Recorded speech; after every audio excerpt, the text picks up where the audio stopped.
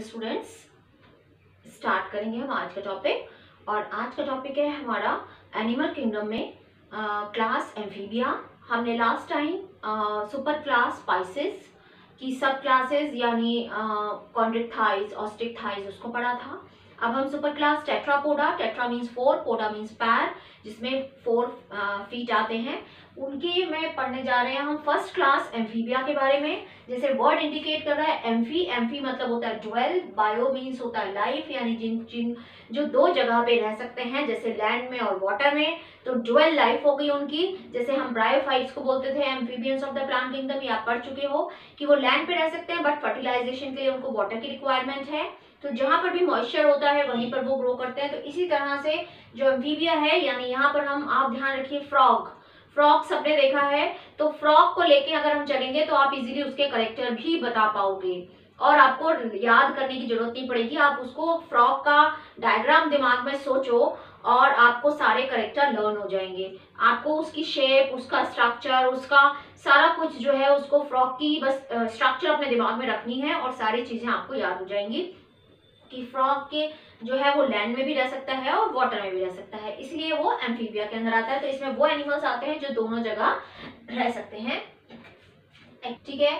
तो एक्वेटिक भी और टेरेस्ट्रियल हैबिटेट में। फिर 2 पेयर्स ऑफ लिम्ब, ये अभी हम बात कर चुके हैं कि टेट्रापोडा के अंदर आते हैं ये। इनकी बॉडी जो है वो हेड और ट्रंक में डिवाइडेड होती है, यानी आगे वाला पोर्शन जो होता है आपको दिखेगा वो हेड वाला रीजन है और बाकी का पीछे वाला पोर्शन पूरा फ्रॉग का ट्रंक कहलाएगा। हेड वाला रीजन आपको अलग से दिख जाएगा और पीछे वाला पोर्शन पूरे को हम क्या बोलेंगे, ट्रंक।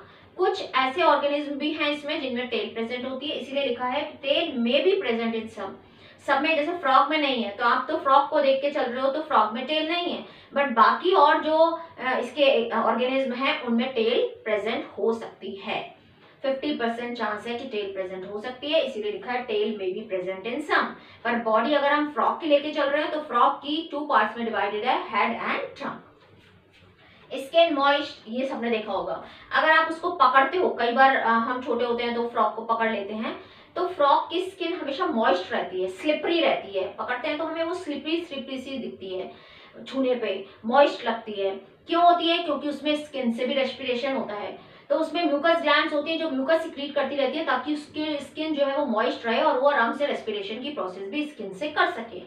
तो ड्राई नहीं होती, स्केल प्रेजेंट नहीं होते, ड्राई स्किन नहीं होती। मैं इसलिए बता रही हूँ कि हम कई बार इसमें कंपैरिजन आ जाता है रेप्टाइल्स के साथ, तो आपको पता होना चाहिए कि इसकी स्किन में म्यूकस ग्लैंड होती है जो म्यूकस सिक्रीट करती हैं और इसकी स्किन को मॉइस्ट रखती हैं। इसमें स्केल प्रेजेंट नहीं होती, इसकी स्किन ड्राई नहीं होती, तो मॉइस्ट होती है ये, हमेशा स्लिपरी होती है। फील करोगे अगर आपने कभी पकड़ा हो तो टच करने से आपको वो मॉइस्ट और स्लिपरी दिखेगी।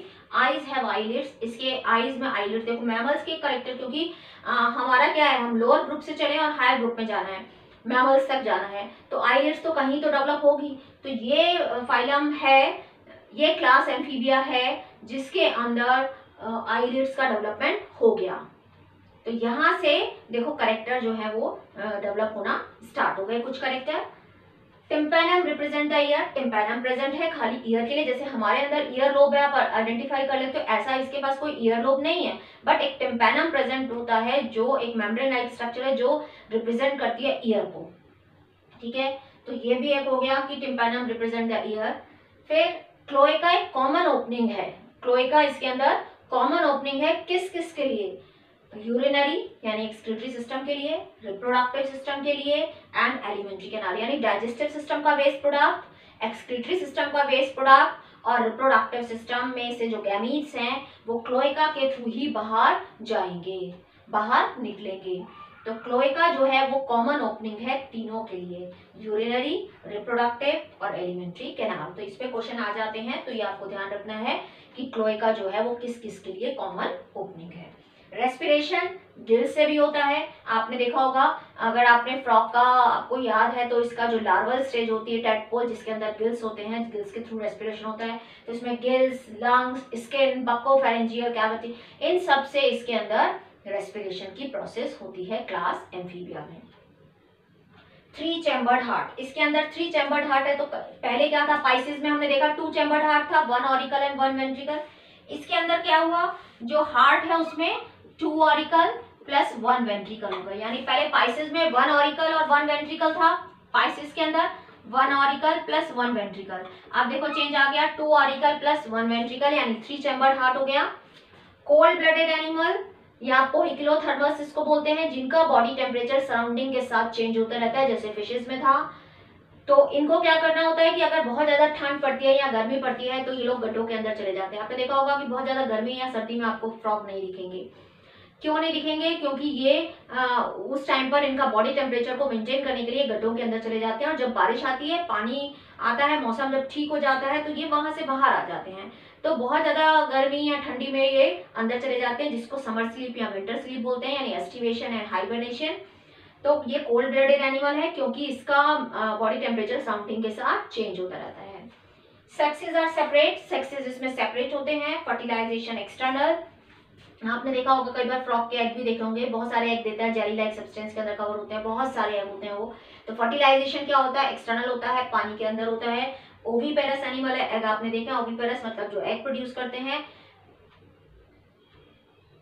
डायरेक्ट डेवलपमेंट नहीं है, तो ये इनडायरेक्ट डेवलपमेंट है क्योंकि इसमें लार्वल स्टेज है। इनडायरेक्ट डेवलपमेंट है, डायरेक्ट डेवलपमेंट नहीं है। इनडायरेक्ट डेवलपमेंट मींस डायरेक्ट कौन सा होता है? जो सीधा एग से बेबी प्रोड्यूस हो। इनडायरेक्ट डेवलपमेंट मींस जिसमें लार्वल स्टेजेस हो। तो आपको पता है कि इसके बीच में आपको फ्रॉग का हम देख के चल रहे हैं, फ्रॉग के एग्जांपल से, तो टेडपोल होता है, उसके बाद फ्रॉग एडल्ट फ्रॉग में कन्वर्ट होता है। तो डेवलपमेंट क्या कहलाएगा? जिसमें लार्वल स्टेजेस होती है वो डेवलपमेंट क्या कहलाते हैं? Indirect development. तो ये इसके अंदर इनडायरेक्ट डेवलपमेंट होता है। तो ये क्लियर हो गया कि बॉडी इसकी मॉइस्ट है, जो स्किन है वो मॉइस्ट है, स्लिपरी है, क्योंकि रेस्पिरेशन इसका स्किन, लंग, गिल से भी होता है, दोनों जगह पे रहता है, लैंड में और वाटर में भी। टेट्रापोडा में आता है, यानी 2 पेयर्स ऑफ लिम्स है। बॉडी जो है वो हेड और ट्रंक में डिवाइडेड है, कुछ में टेल्स भी प्रेजेंट होती है। आईज हैव आईलिड, आईलिड इसमें डेवलप हो गई है। 3 चैम्बर्ड हार्ट है, 2 auricle plus 1 ventricle. Common opening है क्लोएका, जिससे excretory system, digestive system, reproductive system के सब्सटेंसेस बाहर निकलते हैं। तो रिप्रोडक्टिव सिस्टम से क्या जाएगा? गैमीट्स। फर्टिलाइजेशन क्या होता है? एक्सटर्नल होता है, पानी के अंदर, ये बहुत सारे एग प्रोड्यूस करता है एक बारी में। और डेवलपमेंट ओविपेरस है, एग प्रोड्यूस कर रहा है मींस ओविपेरस एनिमल हो गया। और इनडायरेक्ट डेवलपमेंट है क्योंकि बीच में लार्वल स्टेजेस है। इसके अंदर क्या होगी? डेवलपमेंट इनडायरेक्ट है मींस बीच में क्या होती हैं? Larval stages. तो जिनके अंदर लार्वल स्टेजेस होती हैं वो डेवलपमेंट इनडायरेक्ट डेवलपमेंट कहलाते हैं। और जिसमें डायरेक्टली जो है डेवलप हो जाए न्यू ऑर्गेनिज्म, उससे बीच में कोई लार्वल स्टेजेस नहीं आए, तो वो डेवलपमेंट डायरेक्ट डेवलपमेंट होते हैं। तो ये हो गई हमारी क्लास एम्फीबिया। अब नेक्स्ट क्लास आएगी रेप्टिलिया, उसमें क्या क्या चेंजेस आते हैं उसको हम पढ़ेंगे। So thank you, thanks for watching.